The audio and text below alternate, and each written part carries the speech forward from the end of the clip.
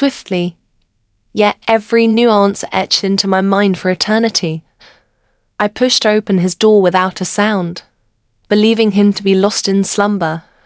What I encountered left me utterly still, captivated by the scene before my eyes. My stepson lay sprawled on the bed, legs apart, his hand wrapped around the largest thing I had ever encountered. It pulsed beneath his fingers, tense and substantial, effortlessly measuring over 16 inches. I ought to have walked away, though I had the chance to close the door and step away. I chose to linger instead. Something deeper and more ravenous within me awakened. My heart raced, my breath hitched. I moved in, entranced by the unfolding scene.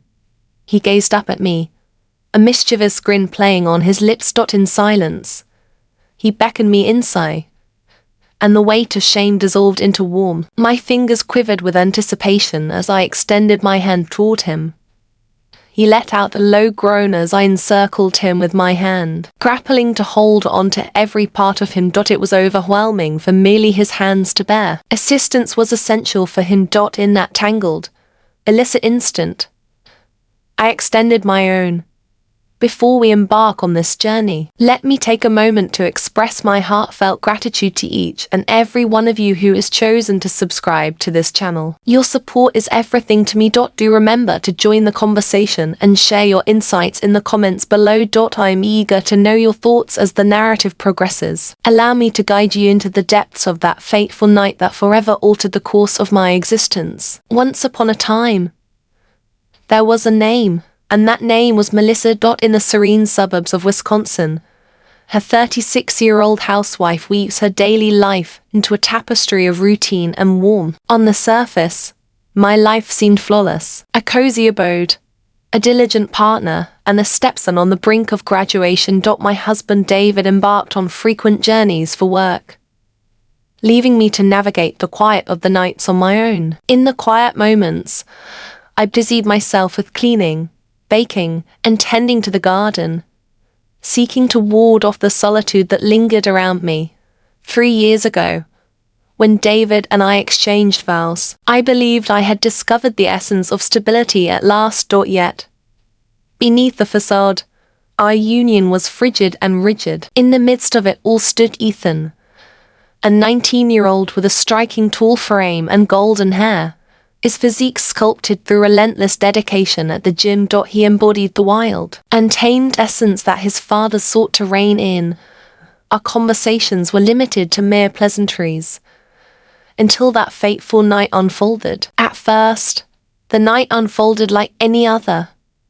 The rain danced softly against the windows, filling the air with the warm scent of vanilla candles that embraced the home. As the evening unfolded, I found myself nestled on the couch, lost in the pages of a novel, attempting to fend off the familiar pangs of loneliness that threatened to seep in once more. David reached out to share the news that his flight was postponed. He would not return until the following day. I chose to ascend the stairs ahead of time. As I wandered by Ethan's door, an unusual sound caught my attention. A soft, haunting lament echoed through the air. A shiver danced along my spine. Did he suffer any pain? I swung the door wide, my mind a blank canvas. And there he stood, waiting. Ethan lay across the bed, his body relaxed yet taut, fingers gliding over an impressive form that seemed to challenge the very laws of nature. My breath caught in my throat. My mouth felt parched. I felt the urge to flee, to seek refuge. Yet, I remained still, captivated. He beheld me. He pressed on, unwavering, his blue eyes locked onto mine, a challenge glimmering within them, playfully provoking me. A warmth surged through me, igniting a fire that spread between my legs. A feeling so intense it spun me around in a whirlwind. "Come here," he murmured, his voice heavy and gravelly. I ought to have escaped. Instead, my bare feet glided toward him, as if drawn by an unseen force. With each step, my heart raced, echoing the thrill of the moment. I perched on the edge of his bed, my fingers quivering as they lingered just above him. "Allow me to assist you," I whispered, my voice barely audible. I encircled my hand around his form. The warmth of him scorched my skin. He let out a sharp breath through clenched teeth as my thumb grazed the tender underside. Its magnitude demanded more than a single hand, so I employed both, gradually gliding up and down, sensing each vein, each heartbeat. The chamber whirled with the exhilarating allure of it all. His breaths became more labored. He bit his lip, his hips rising to meet my touch. Before I fully grasped my actions, I found myself leaning down, bestowing a kiss upon the swollen head. He let out a low groan, his hands weaving through my hair, leading me onward. I ought to have been engulfed in shame. Guilt should have weighed heavily on my heart. All that consumed me was an insatiable, searing hunger. I delved into his essence, savored every moment, and found myself adrift in his depths. His aroma, the echoes he created, and his imposing presence engulfed me. My body reacted unabashedly, yearning, pleading for more. As he finally let go with a deep, guttural growl, I eagerly consumed every drop, hungrily accepting all that he offered. I drew back gently, brushing my lips, my heart racing within my chest. Ethan's eyes shimmered with an enigmatic intensity, hinting at a depth that was both alluring and consuming. "That was merely the start," he murmured, his tone deep and menacing. In that moment, I realized there was no way to go back. A threshold had been crossed, and the world would never return to its former state. The morning sun poured through the windows, warm and bright, yet all I could feel was a chilling dread seeping deep into my bones. As I found myself in bed, solitude enveloped me, the sheets entwined around my legs, a reminder of the lingering ache from the night that had just passed. I gazed at the ceiling, attempting to convince myself that it had all been a fever dream, a dreadful and shameful fantasy, one that could be left behind with the dawn of a new day. Yet, it was indeed true. Each caress, each whisper, every fleeting breath shared in our closeness. It had come to pass, and there was no turning back. I drew the covers tightly around me, hoping to vanish into the shadows. How could I ever meet Ethan's gaze again? How could I confront David when he returned home tonight, burdened by this repugnant secret etched upon my very being? I lingered in bed longer than I typically would, only mustering the strength to rise when the house fell into a hush, a quiet that assured me Ethan had stepped out. I had to steer clear of him. I sought to erase the memories. I stood beneath the cascade of hot water, scrubbing my skin with fervor, yet the memories clung to me like a second skin, refusing to let go. The way Ethan had breathed my name, the way his fingers had tangled in my hair, both commanding and yearning, the way I had craved it just as fiercely, perhaps even more. Tears threatened to spill from my eyes. I held them back resolutely.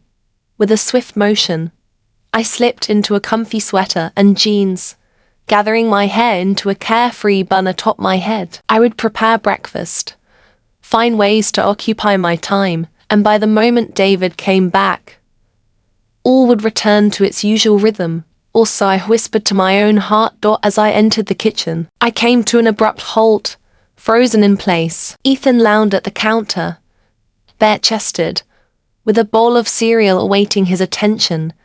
His skin shimmered like gold in the morning light, muscles undulating with each effortless motion. His hair, damp from a recent shower, was messy and had a youthful charm.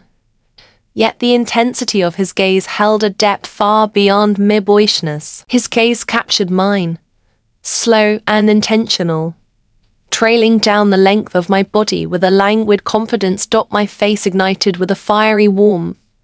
I averted my eyes and occupied myself with the fridge, feigning a search for something elusive. "Morning, Melissa," he said, his voice rich with laughter. I offered a quiet greeting, my back turned away from him.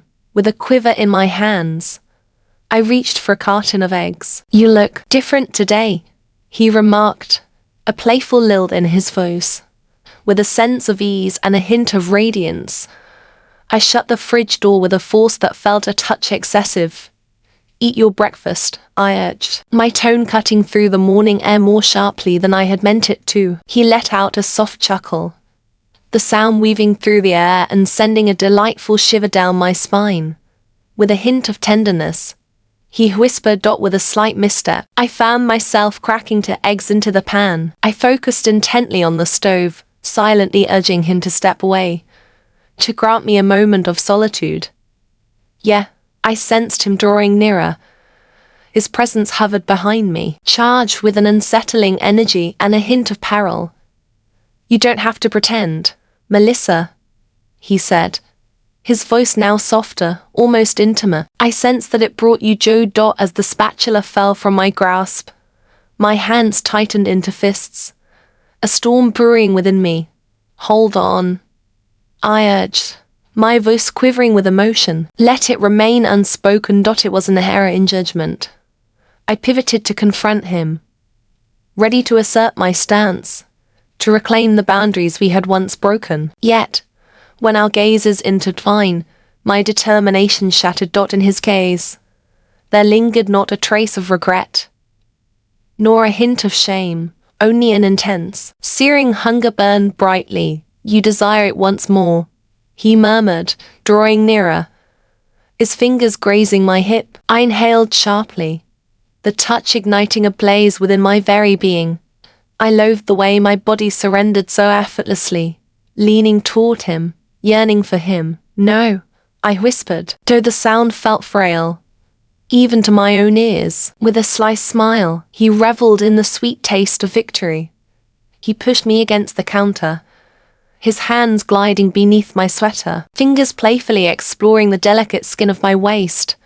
I let out a soft whimper, my body instinctively arching against him. "You belong to me now," he declared, his voice gravelly with a fierce longing.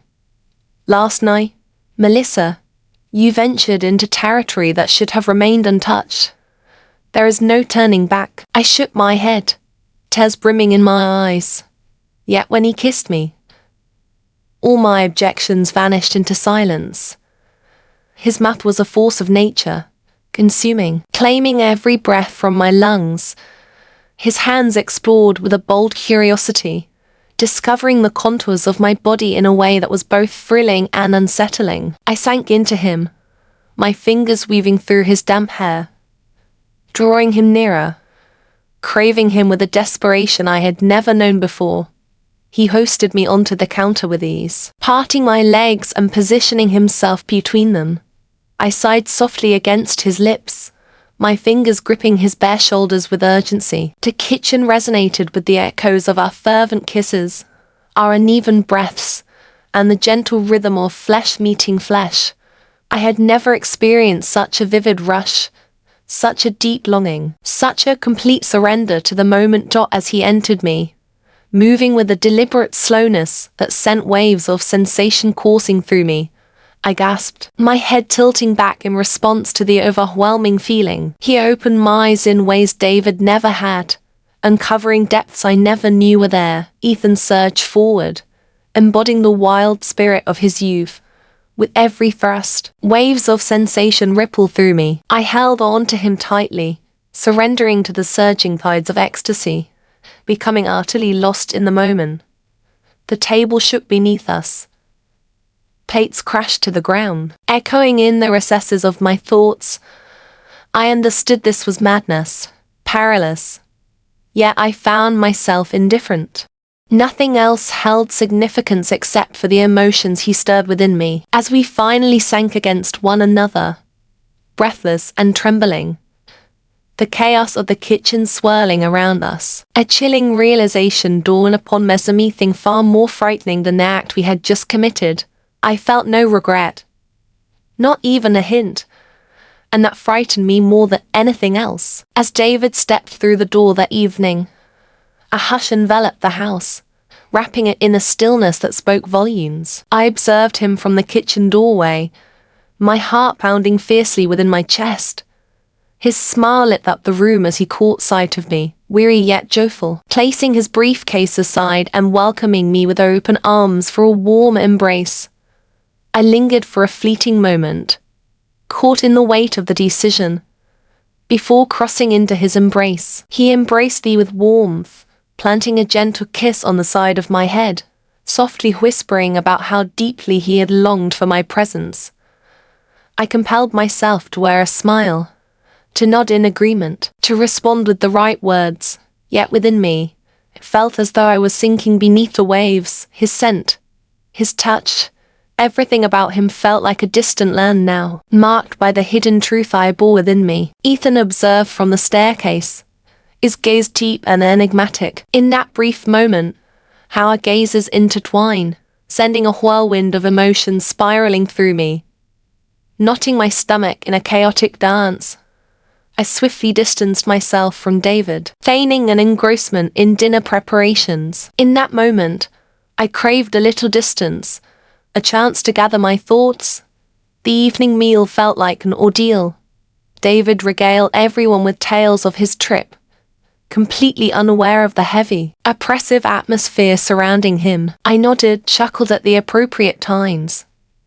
Yet the flavors of the meal eluded me. Ethan sat across from me, his foot teasingly brushing against mine beneath the table, a mischievous smirk dancing on his lips. I recalled, sending my glass of wine tumbling to the floor. David leapt into action, a look of concern on his face, while I mumbled my apologies, feigning clumsiness. Yet, beneath the surface, panic gripped my insides.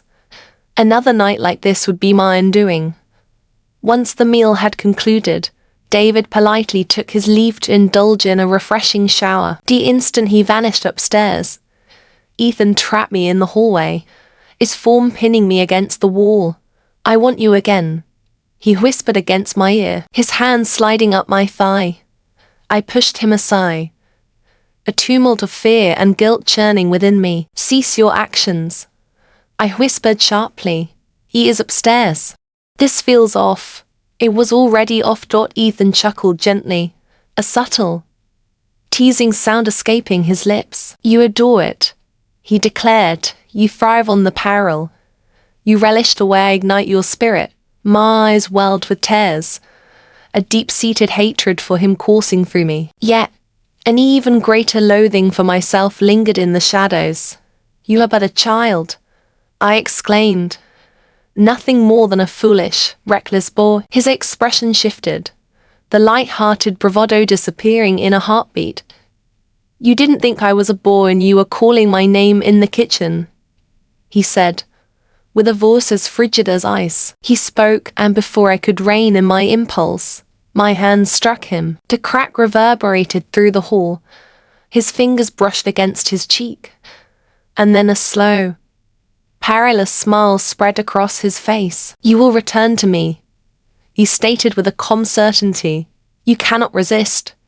He pivoted and vanished into the living room, leaving me quaking against the wall. With a clumsy gait, I ascended the stairs, securing myself within the confines of the bathroom. I fell to the ground, tears streaming down my face, consumed by the weight of my actions. What had I done? What sort of woman had I transformed into? I gazed into the mirror, my reflection revealing a face as pale as a ghost, haunted by shadows of remorse. With eyes heavy and swollen from the weight of guilt, a stranger's gaze met mine, and I found myself lost in the depths of her eyes, unable to place her in the tapestry of my memories. As the days slipped into weeks, an unbearable tension settled over the house, thickening the air with unspoken words and heavy hearts. Ethan persisted in his teasing, reaching out to me when David's gaze was elsewhere, murmuring tantalizing promises in hushed tones. In the silence where no one else could listen, my body revealed its secrets time and again. My heart was heavy with disdain for him, yet the burden of self-loathing weighed even more heavily upon my soul. David sensed the gap between us. He made attempts to connect, to bridge the chasm, yet I continually rebuffed him time and time again. As the burden of my hidden truth pressed down on me, I found myself faltering, paralyzed by the fear of revelation. As the clock ticked on, the night unfolded, leading to the moment when everything came crashing down. David had ventured out for drinks with a few colleagues. In the solitude of the house, I found myself nestled on the couch, wrapped in a blanket, attempting to immerse in a movie, yearning for a sense of normalcy. Ethan stood in the doorway, bare-chested, clad only in a pair of sweatpants that hung low on his hips. I stood still, my heart pounding fiercely within my chest. He remained silent, merely gazing at me, his eyes ablaze with desire, and like a moth drawn to the flame, I found myself consumed by him. With 3 purposeful strides, he traversed the room, yanked the blanket away, and enveloped me in his embrace. His lips descended upon mine with a force that sent shivers through me, and in that moment, I surrendered completely. We found ourselves caught in the moment, never quite reaching the bedroom. In that moment on the couch, he seized me once more, with a fervor that was both wild and urgent, as if I were his to possess. The front door creaked open, a whisper of sound that barely reached my ears. David's voice floated through the air, calling my name, but it was Ethan who truly listened. He drew back from me just as David stepped into the living room. For a fleeting moment, time seemed to freeze. David gazed at us, his expression a haunting blend of shock and horror. He surveyed my untidy attire, the remorse etched clearly on my features, while Ethan's smirk revealed a lingering sense of triumph as he began to grasp Dawn's situation. Slowly and with great difficulty, David recalled, as though he had been struck by an unseen force. "Melissa," he murmured, his voice trembling as tears cascaded down my cheeks. I attempted to find the right words, to articulate my thoughts, yet nothing seemed adequate. No justifications could possibly undo my actions. With a swift motion, David spun on his heel and dashed from the house, the door crashing shut in his wake. As I sank to the floor, waves of sorrow washed over me, each sob a testament to the depth of my despair. My body trembling under the weight of my anguish, Ethan loomed above me, his expression a mystery. "This was inevitable," he murmured softly. "You just never wished to acknowledge it." With a voice raised in urgency, I called for him to leave, and he departed, silence enveloping the space between us. As I lingered on the living room floor, the dawn broke, casting light on my solitude, my guilt, my shame, and the fragmented remnants of my existence. David never returned. I lost him. I lost everything, and it was all my doing.